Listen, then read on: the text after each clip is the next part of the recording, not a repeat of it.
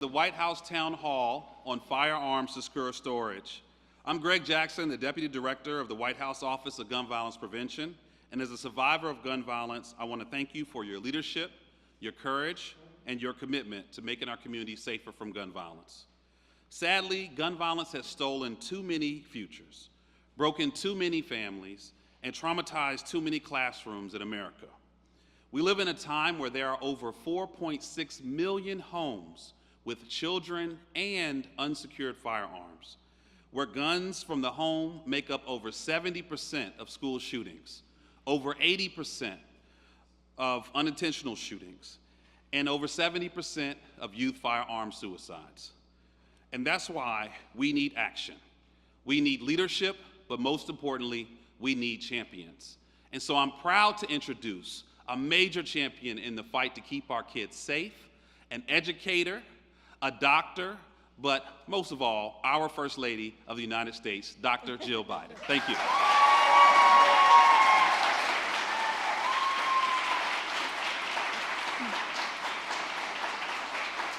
Thank you. Thank you, Greg. And Steph, you've built an amazing team for the first ever Office of Gun Violence Prevention.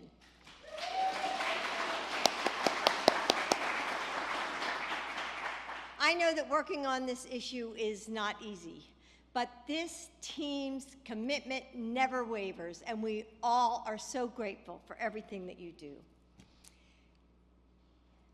Ava Olson from Townville, South Carolina, is 13, but her friend Jacob will always be 6. Ava will try out different clothing trends and learn how to drive. She'll have crushes and graduate from high school. But Jacob, now forever dressed in his favorite Batman costume, will always be 6. Ava is a survivor. After years of debilitating PTSD, unable to leave her home, for fear of reliving those moments on the playground when she ran for her life, she then returned to school. But the heaviness of that small coffin will always weigh on her heart, because Jacob will always be 6. Ethan's song of Guilford, Connecticut will always be 15. Alejandro Guerrero Jr. of Grand Rapids, Michigan will always be 14. I know that we have some of their friends and family with us today. The number of children we've lost to gun violence, to shooting, is unfathomable. But those numbers don't tell the whole story. They don't tell us of the parents who steel themselves as they put their child on the school bus every morning, the students who watch the door instead of the whiteboard, the educators who go over their emergency plans in their heads before the first bell. Like many of all of you, I know that feeling. I teach at a community college not far from here. I was there this morning. And at the start of each semester, I explain to my students what they should do if the worst happens. But we can help prevent that violence. You can help prevent that violence. The parents in your schools trust you. They look to you to steer their children toward the bright futures ahead of them. You can show parents that they can be part of preventing the next shooting, the next suicide, the next accident. A secured gun could have saved Jacob and Alejandro and Ethan. It could mean they would be starting high school or college or their first job. They could have grown up beside their friends like it really should have been. I know we ask a lot of our educators, And I know that these shootings affect you too. So I want to thank you for all that you've already done, for coming here, to be willing to push a little harder, and to do this one more thing. This issue matters to the president. It weighs on his heart every day, and he's not going to stop fighting until we've solved it.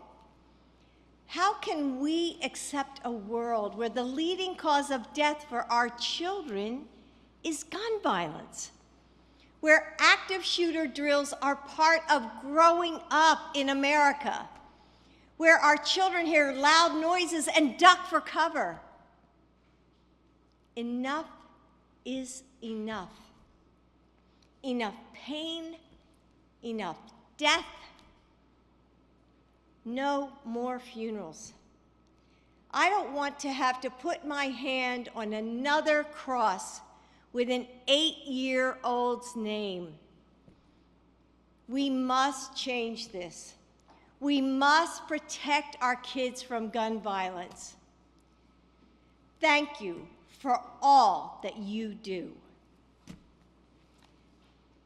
And now, please help me welcome someone who is fighting for our students and our educators every single day. My favorite, Secretary Miguel Cardona.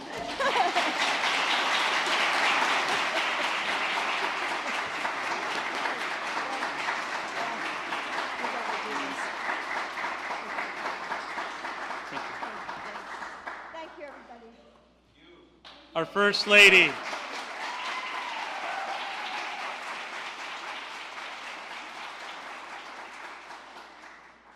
Thank you to our First Lady, Dr. Jill Biden. It's hard to think of a greater champion for students, someone who truly cares deeply for their well-being and their safety.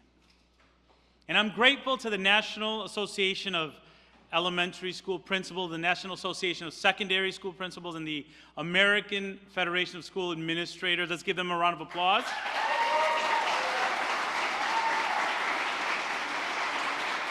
And all of the school principals here for taking time to join this important conversation. I got to say, principals, that is the best job in education. I'm a little biased. It's the longest I held a job. It is the best job.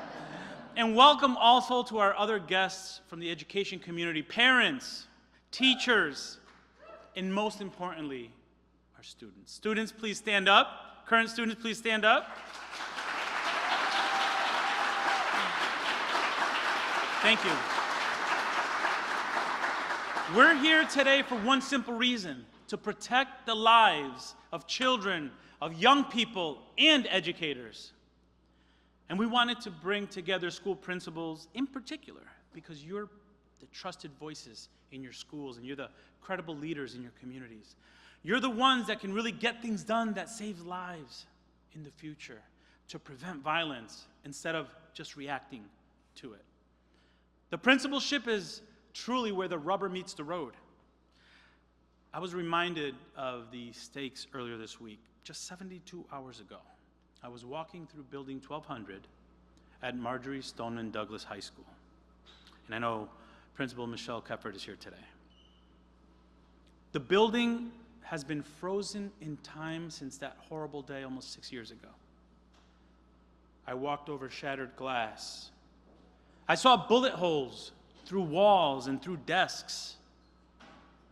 But I also saw Valentine's Day chocolates left unopened.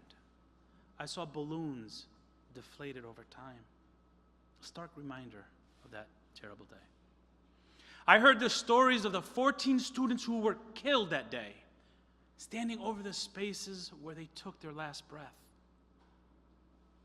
In some cases that morning, I was standing next to the parent of the murdered child. I heard about the heroism of the teacher, Scott Beagle, and the assistant football coach, Aaron Feast, and Chris Hickson, the athletic director, who each lost their lives trying to save the lives of students. I also spoke to Stacy Lipple, a teacher who had to witness the murder of her colleagues and students. I'm amazed by the courage of those family members who suffer visiting that site. But they did it that day because they wanted to make sure that we understood what happened there and that I could take the lessons learned and bring it back to DC. And as I walked, I was reminded of serving as a principal myself in Connecticut when Principal Dawn Hochsprung lost her life at Sandy Hook Elementary School, who ran immediately toward the sound of gunshots without a second thought. I was reminded of attending the wake for 4 9-year-olds and a murdered teacher in Uvalde less than 2 years ago. And the teacher's husband was being buried also because he died of a heart attack just days after his wife was murdered. And I was reminded of visiting Perry, Iowa just last month, meeting the amazing students, the teachers, and the staff that make up that wonderful community. And then the devastation of learning of the January 4th shooting at Perry High School and the death of Principal Dan Marburger, a hero in every sense of the word who loved his students and he loved his school. So in memory of Dan and for all those who lost their lives and for those whose lives were changed forever, I'd like to ask you in joining me in a moment of silence to honor them.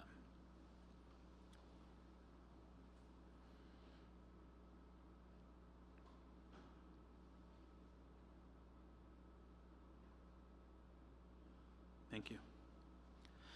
As we recognize them today, let's also be clear.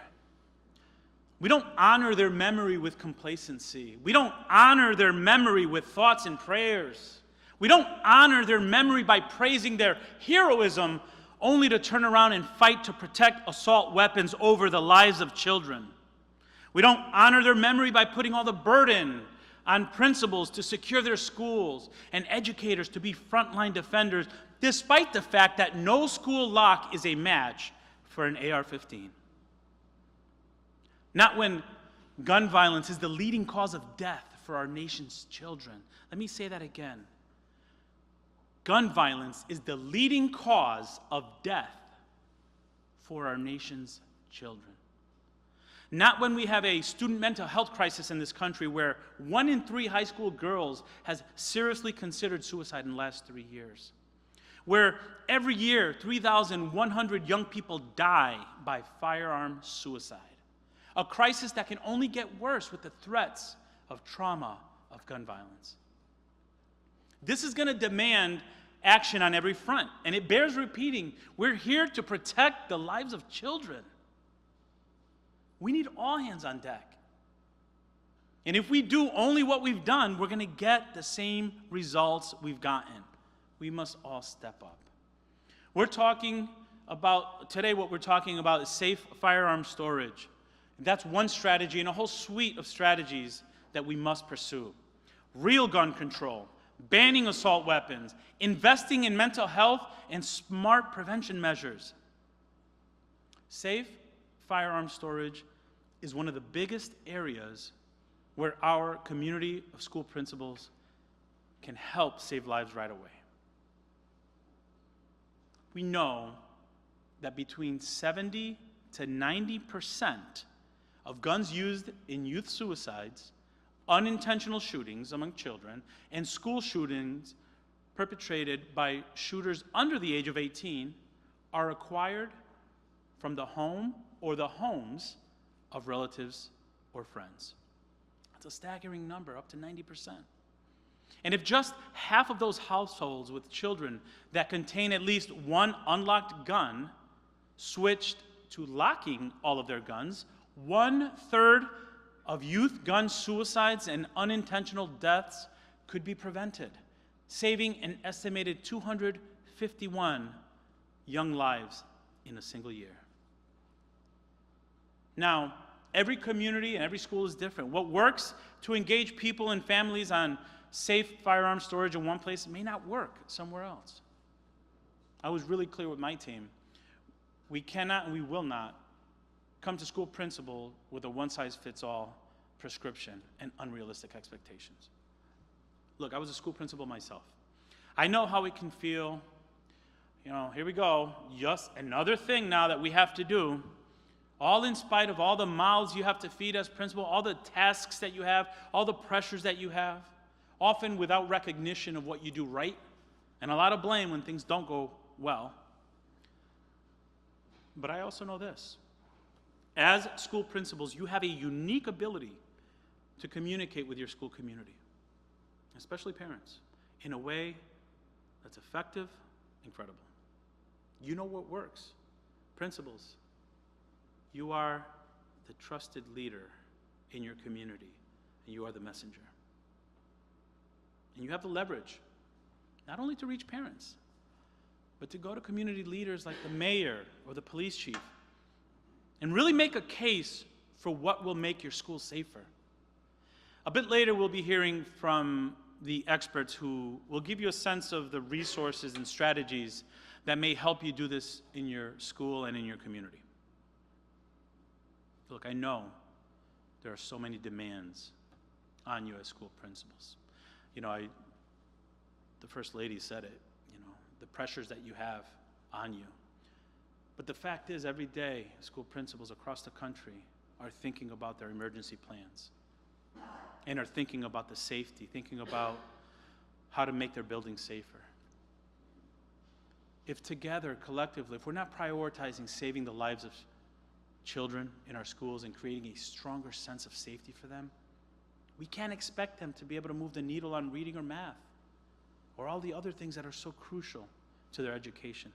And as much as I'm speaking to you today as the Secretary of Education and a fellow school principal, I'm also speaking to you as a father of a high schooler and a student in college. I'm speaking to you as a husband whose wife walks into a school every single day. I want the same for my own family that I want for every family in this country, to know that our loved ones are safe. This is about protecting lives. It's about preventing the unthinkable. There's nothing more important. So let's get to work together. Thank you.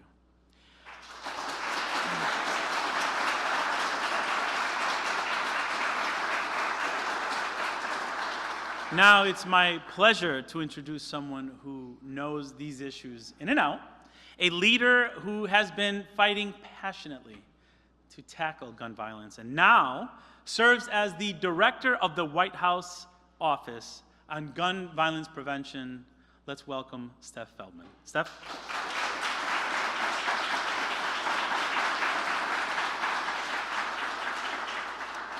Good afternoon. Thank you, Secretary Cardona, for dedicating your leadership and voice as both a former principal and, of course, as the current U.S. Secretary of Education, and lending your voice to our shared mission of reducing gun violence and saving lives. President Biden and Vice President Harris have made historic progress to reduce gun violence. President Biden signed into law the most significant gun safety legislation in nearly 30 years, the Bipartisan Safer Communities Act.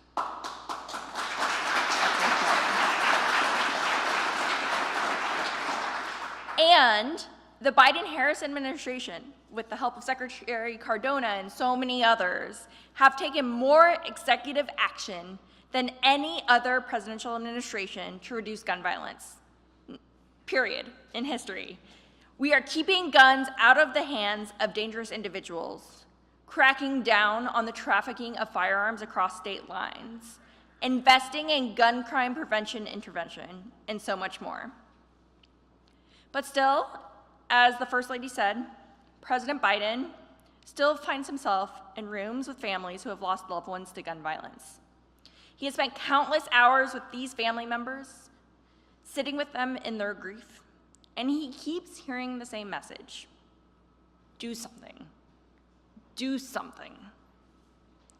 President Biden is going to continue to call on Congress to take action to reduce gun violence, including by banning assault weapons that are so frequently used in school shootings, weapons of war that leave law enforcement outgunned. In the meantime, though, he's going to keep doing everything he can within his existing authority. That's why just last fall, President Biden established the first ever White House Office of Gun Violence Prevention and asked Vice President Harris to oversee this work. Today, Our office is proud to partner with the Department of Education and Department of Justice on new steps to promote safe storage of firearms, one critical tool in the toolkit of reducing gun violence and saving lives.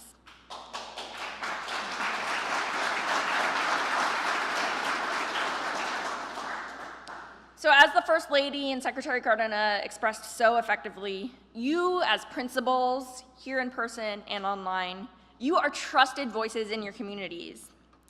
And I hear from you that you want to do everything you can to keep your students and educators safe. That's why many principals across the country have already led the way by sending letters to families about safe storage of firearms. But you have a lot on your plates, and you should not have to be experts on safe storage of firearms. So we're here to help. President Biden and Vice President Harris are here to help. Today, the United States Department of Education issued a new template that principals and school leaders can use to engage with parents and families about the importance of safe firearm storage and encourage more people to take preventive action by safely storing firearms. On top of that, the U.S. Department of Justice also released today a guide on safe storage of firearms, and they're providing more subject matter expertise on different types of storage devices and best practices for safely storing firearms. This is, in fact, the most comprehensive guide on safe storage ever released by the federal government.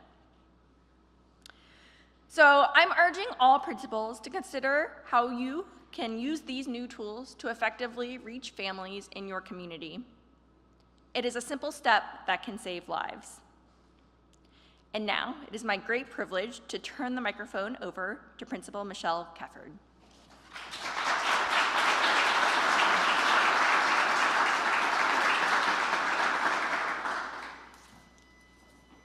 Good afternoon, everyone. It is truly an honor to be here with you today. I would like to thank the White House staff, as well as the Department of Education, for this invitation to speak to you today about the collective need to do more to protect our K-12 schools, reduce and prevent gun violence, and to aid in the recovery for those who have unfortunately already suffered tragic shootings. I'd like to take an opportunity to sincerely thank Secretary Cardona and your staff for visiting my campus just this week to witness firsthand the atrocities that happen as a result of gun violence on a school campus. So thank you. My name is Michelle Kefford. I'm the proud principal of Marjorie Stoneman Douglas High School in Parkland, Florida. Stoneman Douglas is a very special place for me, not only because I have the privilege of leading the school, but because I started my career there almost 25 years ago as a teacher of biology, where I served students for 6 years. Both of my children are Stoneman Douglas Eagles. My oldest graduated in 2022, and my youngest is with me as a sophomore. A year after the horrific mass shooting that occurred on our campus in 2018, I was asked to come back home to Stoneman Douglas to lead the school in its continuous recovery efforts that are still very real and very active today. I think it's important for you to know that in addition to being Stoneman Douglas's principal, I am also a resident of the city of Parkland. I experienced the horrific shooting as a community member alongside my neighbors and my fellow Parklanders. But I also experienced this tragedy as a parent, as a mother who received a panic text from her then 8th grade son. There's a code red at school, Mom, and it's not a drill. A son whose portable classroom was just steps away from where 17 were horrifically murdered and 17 others injured. He was locked in a portable classroom with students from Stoneman Douglas that his teacher had pulled into safety. Students who witnessed firsthand the horrors of the shooter.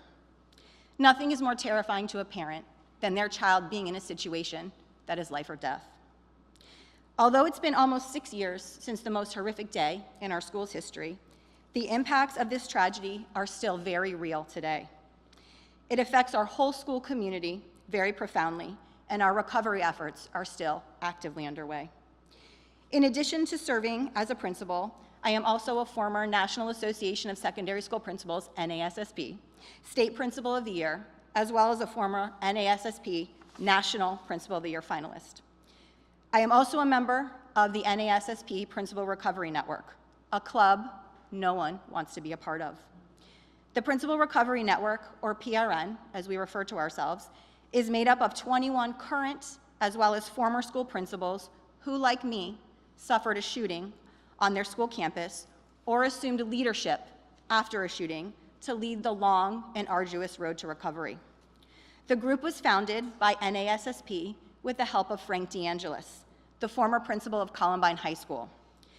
He had been doing this work alone since 1999 and brought us together to do the work collectively. The PRN includes principals of Sandy Hook, Chardon, Aztec, but also includes principals of schools where the tragedy didn't grab nonstop national media attention. Forest, West Liberty, Salem, Harrisburg, these are just some of our PRN member schools that may not ring in your mind as acutely as Stoneman Douglas or Sandy Hook, because the coverage of the shooting was not national and nonstop. But they represent the hundreds of school shootings and the tens of thousands of community members who have been impacted and affected over the past few decades. Each of these tragedies leaves an immense amount of trauma and a scar that never fully heals on the entire school community and neighboring cities. Several PRN members were themselves shot in their tragedies. Still, despite the trauma, this heroic group of leaders reaches out to every single school that suffers a school shooting and offers advice, guidance, and support to the principal and the district on best practices for recovery. We work closely with the Department of Education to coordinate outreach efforts, as well as with the Department of Homeland Security's Cybersecurity, Infrastructure, and Safety Agency to advise on their excellent suite of school safety products and resources. We have produced the PRN Guide to Recovery that we released last August at an event at the Columbine Memorial in Colorado. The guide is a collection of our lived experiences, our strategies and interventions that help to serve as counsel for school leaders who face the unimaginable. The guide can be found, it's free to download, nassp.org/PRN. I encourage every school leader to please access a copy. There is no course in our principal certification programs that instructs us on how to navigate the aftermath of a mass shooting. So we were forced to create our own resources. Sadly, the PRN's work to care for and support fellow educators, staff, and precious students has become devastatingly frequent in recent years. In 2023, there were at least 346 incidents of gunfire on school grounds in this country. That's according to the K-12 school shooting database. That is the most ever recorded. 249 students and educators were either killed or wounded in these tragedies. Although we often only hear about the most horrific incidents, we are averaging with those numbers a school shooting almost every day. Almost every day. And with so many shootings, there is simply not enough state or federal prevention and recovery funding and resources to go around for all of these shattered schools. If safety in school is not prioritized, how will educators remain in this profession, especially as we face a growing nationwide educator shortage? How will students focus on meaningful and impactful learning?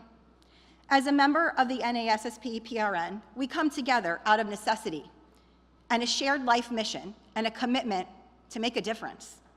We implore you all to help us work together as a country to enact solutions. We have to do more as school principals now than ever to keep our buildings safe and to help our parents keep their children safe. There's more our elected leaders can do to give schools the needed, critical preventative resources and to enact policies necessary to protect students and our staff. The time to act is now, and to spread the word about what's already working and how we can implement more in schools across the country so that we ensure we are supporting as many communities and as many schools as possible. Thank you.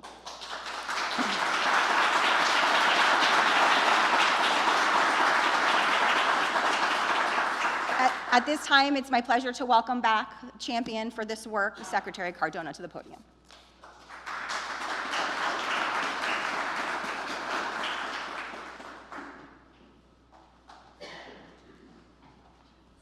Thank you. I'm going to invite a colleague who's going to be making some remarks from the ATF. I'll let him introduce himself.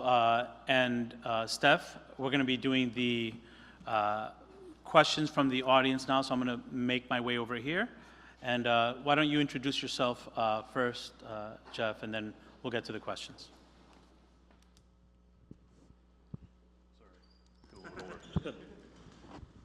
Is this on?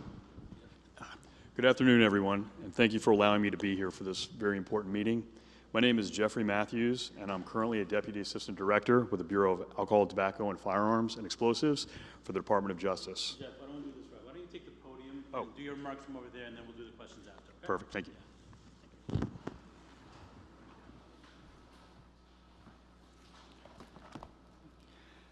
So again, I'm Jeffrey Matthews. I'm a Deputy Assistant Director with ATF, and I'm very excited and honored to be here and assist in the discussion regarding safe storage and responsible gun ownership.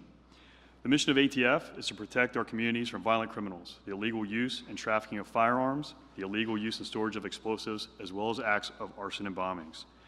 I've been a special agent with ATF for over 23 years. Prior to my time with ATF, I was a Border Patrol agent for several years and a United States Marine.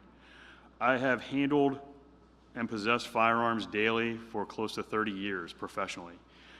But that doesn't take away my responsibility to handle firearms safely as well every day. And the importance really is driven home about this meeting to me because not only am I a law enforcement officer, but I'm also the husband to a wife who works in a school system or a public school system in the county in which we live. She works at the front desk and she grants access to visitors all day to that school. And when I told her about this opportunity to come here today, that's one of the things we talked about. And she said every time she lets someone in, that thought crosses her mind. Further, I have 2 children, and one is in high school, one is now in college. And I can tell you that the safe, responsible gun ownership and safe storage, it's not just the person that owns the gun, but it's really is a responsibility of the entire family. And I don't know that there's been an evening, or if there has been, I can count it on one hand, over the past 25 years that I've come home and my wife hasn't said, have you secured your gun yet? Have you locked it up? Every night. And I thank her for that. You know, it's not offensive to me. I think the responsibility, choosing to own a firearm, you're taking on an immense responsibility to safeguard it properly.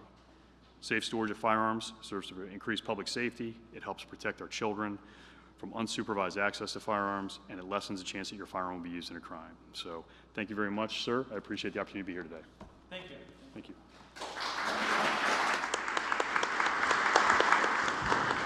You know, everyone knows someone that works in a school, and people sometimes say, well, schools have so much responsibility and principals have so much responsibility. I'm joined here by Deputy Secretary Cindy Martin, who is a superintendent, a school principal. We talk about this. This is a different time. And we all have to step up. I'm reminded Max and Fred, parents of students who were murdered at Parkland. We all have to step up. We all have to do more. And principals, I mentioned your trusted messengers, but oftentimes the principals are the leaders in their communities. That we're not saying you have to do the work, but you're the leaders. You're going to bring people together, and we're going to talk a little bit more about that here.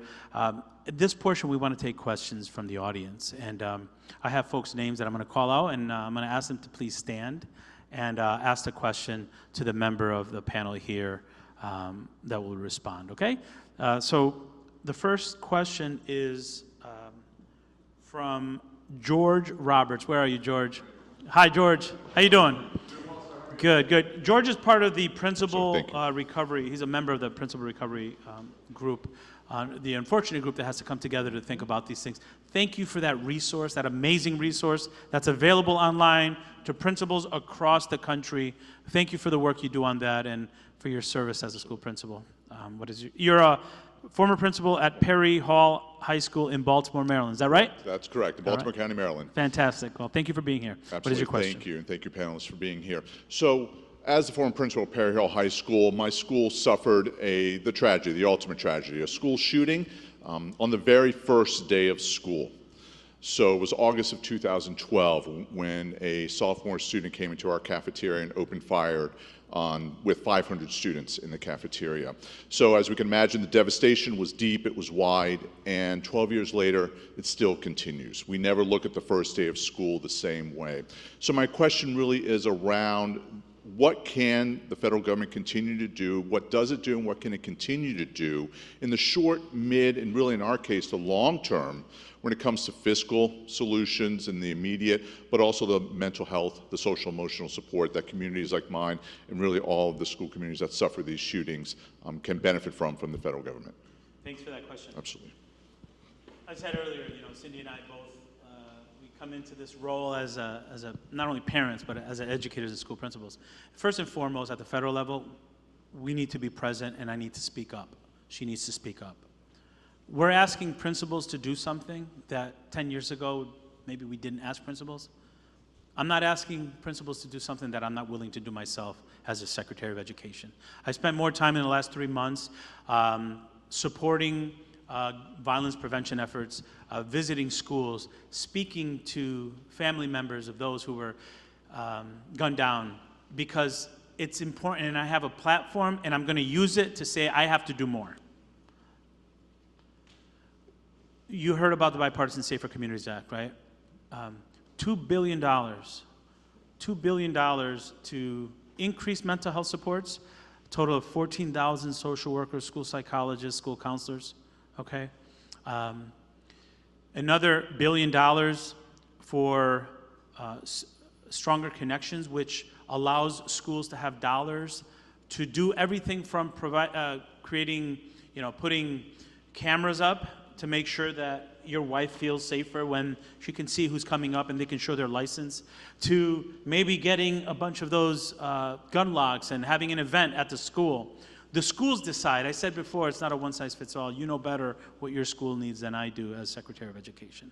So there are more dollars in the Bipartisan Safer Communities Act to provide mental health support and strengthen school safety plans than ever before. I've been in education 25 years. But that's short term. Long term, we're working with Health and Human Services at the President's direction. He was very clear with me at a cabinet meeting. Me and Javier Becerra fixed the Medicaid reimbursement process so that children with behavioral health and mental health, those districts could get reimbursed if they're Medicaid students. That's long-term money for social workers, for school counselors. So there's money there that we want to provide. And if you look at our budget proposals, look at the President's budget proposals. People say your budget is a reflection of your values.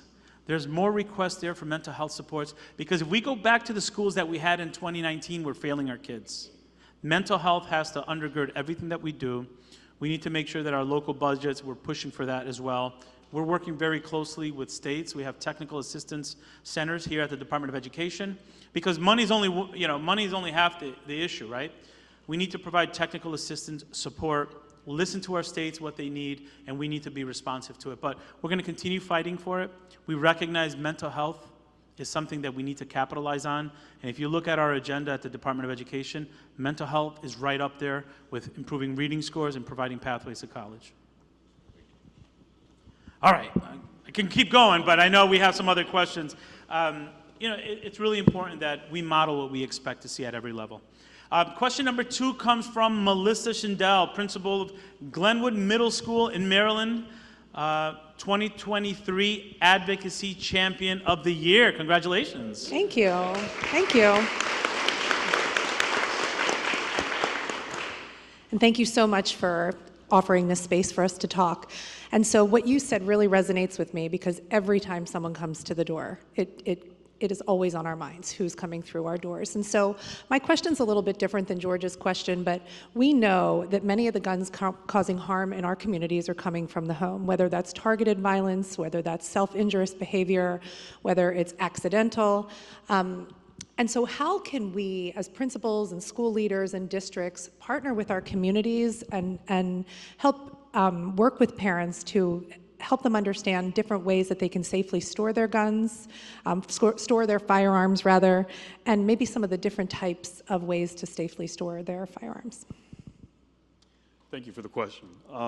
It's a fantastic question. I believe the best starting point, ma'am, would be for principals to provide, I believe it was just mentioned in some of the opening comments, the Department of Education's, their new communication template, which would start the conversation. I believe that the principals and school leaders can use that to engage with the parents and families about the importance of safe firearm storage and responsible gun ownership. Second, I believe it will be active today. I would recommend DOJ has a safe firearm storage brochure as well. That's close to 13 to 14 pages, and it has outstanding best practices and procedures to safely storing firearms in the home. That would be the first part of your question as to what the community should know. I think that this is one of the things as well, as principals, you guys are uniquely positioned to have a platform to talk to your parents to impart the safely storing firearms. It's crucial to preventing risks of unintentional death, injury, and the loss of firearms in the community. And I don't think that nearly almost all firearm accidents in the home, I believe, are preventable if people are responsible gun owners and simply secure their firearm away. We were talking about it a little bit earlier today. Just several days ago, a 3-year-old child in this country found an unsecured firearm and shot and killed a 2-year-old sibling. We can go on and on with those stories, and I do feel very strongly that a lot of that is preventable. I think that DOJ has done a fantastic job coming up with a safe storage guide, as well as a Department of Education getting behind that effort and with a template that's going out for you as well. I do have a couple of things that I brought with me to show today to show you just really how easy it kind of can be. If you have to have access to your firearm, a loaded firearm in your house, there are some options to it. So I brought 3 things here. I brought a cable lock, which quickly affixes to a firearm, usually through the barrel or through the action of the weapon. And I also brought a trigger lock as well. This kind of affixes and prevents the functioning of the trigger. And really, these 2 items are good, especially if there are young children in the house, because it does prevent and deter unauthorized use of the weapon. However, they're not as successful in deterring theft, whereas if you have a gun safe or a lockbox, which is an example here, and actually all of this stuff has been issued to me by ATF, so this is probably one of your better options. So, and to really further describe this, I don't want to put anyone to sleep here, but the actual terminology for it, the safety device that when installed on a firearm is designed to prevent the firearm from being operated without first deactivating the device. Second, which that's the cable lock. The second item would be considering a device that's incorporated into the design of the firearm that is designed to prevent the operation of the firearm by anyone not having access to the device. And then a gun safe or gun case or lockbox or other device that is designed to be or can be used to store a firearm. So the one thing I will add, and we see it very often, through my position as an ATF agent, I've come into contact with multiple people possessing firearms, obviously, and I've seen everything from people using zip ties, string, rope, bolt flags. That is not secure and safe storage.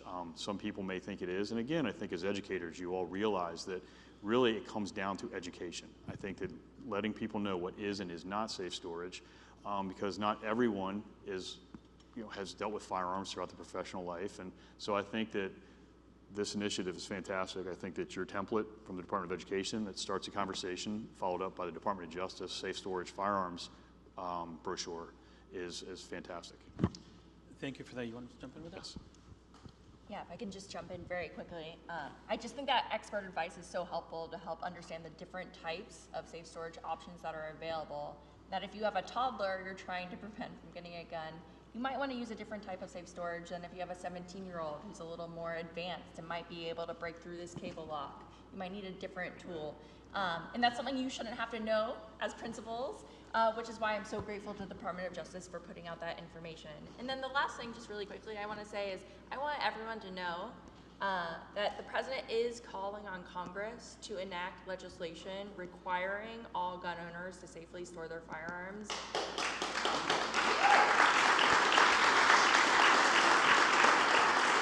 In fact, one piece of legislation that would do exactly that is named after Ethan Song, whose mother is in this room today. But we don't have to wait for Congress to act in order to take action in our homes and in our schools, and that's what we're talking about today. Yeah, that's awesome. Thank you. We all have to do more. The president is pushing for more too. And I appreciate, every good principal appreciates when teachers bring in realia, right? Right? So thank you for bringing those in. That little orange one, how much does that cost about? Approximately $10, possibly. $10, right? Think about it. How many parents wish they had that? So the goal here today is bring awareness, right? The goal here is to bring awareness. This is kind of uncharted territory with principals that we have to deal with the trauma after. I would rather spend a little bit of time on prevention. All right, question number 3, Aaron Huff, NASSP president, secondary school principal president, principal, Benjamin Boss High School in Indiana. Nice to see you, Aaron. Good to see you as well. Thank you for having us today, and thank you for the administration's persistence on this critical topic. Organizations like NASSP, NAESP, and the American Federation of School Administrators, as well as all the other organizations who are represented here today, aim to develop and support school administrators addressing this issue weekly and sometimes daily. NASSP has focused its efforts on interagency collaboration, as well as emergency response to schools and communities who are impacted. So my question is, how can school leaders collaborate with diverse community partners, including those with varying perspectives on responsible gun ownership, along with local law enforcement and justice offices, to enhance community intervention strategies while prioritizing safe and welcoming schools? Yeah, right. There's a balance, right? Let me start with that one, and just feel free to jump in. So, Aaron, thank you for being here. I see Earl here, too, in the Federation. Your presence here means a lot. It's one thing if we were saying this, you being here, you recognizing that, look, there's no perfect answer or one-size-fits-all, but we're in this together, man. And I think your question about how do we bring diverse perspectives together, we're talking about kids' lives. If that can't bring people together with different perspectives, notice we're not talking about don't have them. You said something to me in the back. I don't know if you said in your remarks. How many guns are there in this country? Estimated in excess of 400 million. 400 million. That's more than the population of our country. So what we're saying is just keep them safe. So this is why I think principals are critical, right? Look, people know their school teacher, they know their school principal, they love their schools. I'm not saying that principals need to lead this themselves. I'm saying you're the trusted people in the community. You talk about diverse stakeholders. This is not a red or blue issue. This is a kid issue, right? When I was a school principal, we had a lot of different perspectives in there. But at the end of the day, I knew that I could bring parents together, and they trusted that I was looking out for their kid. So maybe school principals could partner with the PTA president, with the police chief, in different communities, church elders, right? The pastors in some communities, bring them together on a shared message. This is not about judging. Judgment-free conversations about how to keep kids safe. We've, in this country, normalized, and rightfully so, the accessibility of Narcan. We should be doing the same thing with this stuff. How many kids? 3,100? I said the number, I think it's suicide. We should be normalizing, and how better to do that than for principals to lead that charge, to say, I'm going to bring together parents, I'm going to bring together community, church members, law enforcement, and create a culture where this is normal. You know how we talked a lot in the last several years about destigmatizing mental health? Let's destigmatize this conversation. And again, we have strategies, and thank you, Jeff, for mentioning the template. This morning, I sent to principals across the country a template, or a Dear Colleague letter, and it has attached to it a template. Change it up, make it your own, and start that conversation. Check in with the police chief, law enforcement, to say, hey, look, I want to do something. Whether it's in a building or in a community center, let's work together on this. I'll get the parents there. It has to be judgment-free so we don't make people feel uncomfortable going. And you know what? I'll be honest with you, Aaron, you know this. Principals learn best from principals. I bet you, if we were to poll people in the room, the smartest person in the room is always the room itself, right? You have great ideas. Maybe some of the principals in your network have done things like this already. So for me, it's about opening that door to the conversation. You don't have to do all the work, but because you're a trusted leader, bringing together, and I appreciate the word diverse perspectives. This is not a red or blue issue, man. This is a kid issue. And I think if we keep kids at the center, we're going to be more successful. Thanks for that question. Anyone else want to answer on that? Couldn't answer it better. All right, question number 4. Naya McCants, principal of Early College School at Delaware State University. Welcome. Hello and good afternoon. Thank you for having me. I am the proud principal of Early College School at Delaware State University, located in Dover, Delaware. And I'm also a member of the National Association of Secondary School Principals, serving and representing my proud state of Delaware. As Michelle Kefford had stated, and as the part of the Principal Recovery Network, we share powerful stories, recommendations, and valuable lessons learned lived through these tragedies that we're all talking about today. One of the goals is to harness lessons learned from the tragedies and turn towards prevention before they happen. So we appreciate the White House and with the Office of Gun Violence Prevention, the initiatives that we're currently pursuing. So my question is twofold. What role do you see for the leaders who have already experienced a school shooting? And also, how can we harness the lessons learned from tragedy and turn towards prevention? Thank you so much for being a part of this conversation, and I know especially for you and other principals. Can you hear me now? Okay, great. I know for you and so many other principals in this room who have experienced gun violence in your school setting, it can be tough to come into this conversation and to bring yourself back to that moment. And so I just really am grateful that you, as the president would say, you are turning your pain into purpose in order to prevent others from having to experience that. We here in the Office of Gun Violence Prevention, I want this to be a two-way conversation in the months ahead regarding what we can do to better support you in your efforts to reduce gun violence and respond to gun violence. The fact that you already, as an association, have pulled together your lessons learned is vital in the work we're doing as the White House Office of Gun Violence Prevention. In fact, one of the key responsibilities that President Biden and Vice President Harris tasked my office with is thinking about how we better coordinate federal support for communities impacted by gun violence when it happens. We know that the FBI, ATF, will often go to the scene after a mass shooting happens. We also have the Department of Education showing up and being supportive, the United States Department of Agriculture showing up and being supportive, the VA. We are all here to help and identify resources that can be available through the federal government. One of my deputies, Greg Jackson, deployed to Lewiston, Maine after the shooting in Maine just a few months ago. But we have a lot to learn, and we're in the early stages of figuring out how we as a federal government better support communities after gun violence. As I said, we just started last fall, so we want to listen and hear from you regarding what you think works in the community. When you talk about how do we move from response to prevention, what that makes me think of is one father who lost his daughter in Parkland has told me, I am so sad that I started in this fight after I lost my child. And I think about that all the time. As someone who has not personally lost a loved one to gun violence, but has grown to know so many amazing people in this movement, the message that this father has is that we just can't wait. We can't wait until this issue arrives on our doorstep or at our front entrance. And so that is why the White House Office of Gun Violence Prevention is taking a comprehensive approach to reduce gun violence. Again, safe storage is a tool. It is one tool in the toolkit for gun violence prevention. We also have funding through the Bipartisan Safer Communities Act for mental health supports in our schools. We have resources for you to think about how you build a safe school in terms of the physical infrastructure.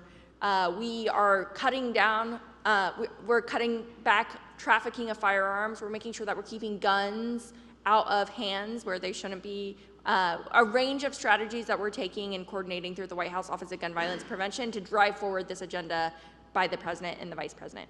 Thank you. Thank you.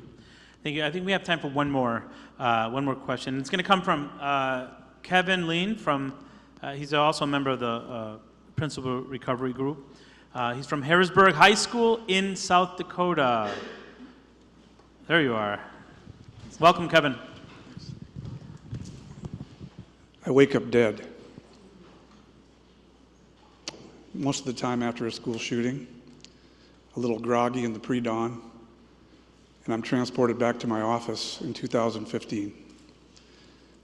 And a 15-year-old with faraway eyes points a gun at my head. What happened at that time was the bullet went through my arm and hit me in the chest and knocked me to the floor, and I was saved by my assistant principal who's here today, Mr. Ryan Rollinger. But in the dream, his mark is true, and I wake up dead. Just like my colleague from Perry, Mr. Marburger, in that instant, taken away, a brother, a husband, a father, a teacher, a coach, and a friend. All because we were just doing our job. You know, for a long time I've struggled. I live in this country. I'm realistic. I understand that maybe there's got to be a middle ground if we want to make progress. But I'm having a hard time finding a country like this that allows the manufacture of weapons that are simply for maiming and killing other human beings. And they do that in an instant, and then they maim and kill other human beings mentally forever. Something has to change. My urge to the committee, I really appreciate the proposals that you've offered today. I hope there's a intentionality of maybe in local communities finding those experts and those leaders, and within that template, making sure those trusted people can zealously educate on gun safety, educate on accountability and responsibility, and take away, you know, like that 15-year-old with the faraway eyes, opportunity meeting motive and potential. I got to tell you, we have to just get done with this personal and national nightmare. I know I'm getting old and I just need some sleep. And so do you. So I urge the committee, go forward with zealousness. Thank you so much. Thank you.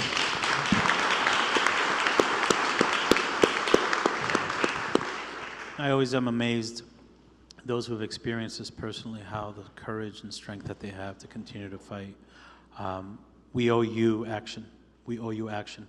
Any reflections from the panel on his remarks? No, I'll just close by saying thank you for lending all of your time and your voice. And this is the start of a conversation, not the end of a conversation that I know we're going to be having all across the country. And a privilege to be here today. Thank you. Jeff? Oh, thank you. I would just like to say that, I mean, and sir, you had mentioned it earlier today, there are estimated over 400 million firearms in this country. Arguably, that's more firearms than we have citizens. It's one of those things that whether you're pro-gun or anti-gun, at the end of the day, we have to sponsor responsible gun ownership. We have to sponsor, we have to push safe gun storage. I think it's so critical to firearm safety. Safe firearm storage is a pillar of responsible gun ownership. And again, no matter what side of the coin you fall on, I think that responsible gun ownership and safe storage is our best answer. Yeah. I think you're right. I think you're right. And I think, you know, who better than principals to bring people together around protecting children, right? And you're not alone in this, man. We're with you. You know, I think whether it was looking in the face of parents after the Sandy Hook tragedy, which took place 35 minutes away from the school where I was serving as principal, and telling those parents, I'm going to do everything I can. Or fast forward and visiting and speaking to teachers in Uvalde 4 or 5 days after, and them looking me in the eyes with tears saying, please, do more. Or experiencing the walk through Marjorie Stoneman Douglas School with parents, with spouses of deceased, who are saying, I'm willing to walk through the school with you because I hope it can influence you so you can continue to do more.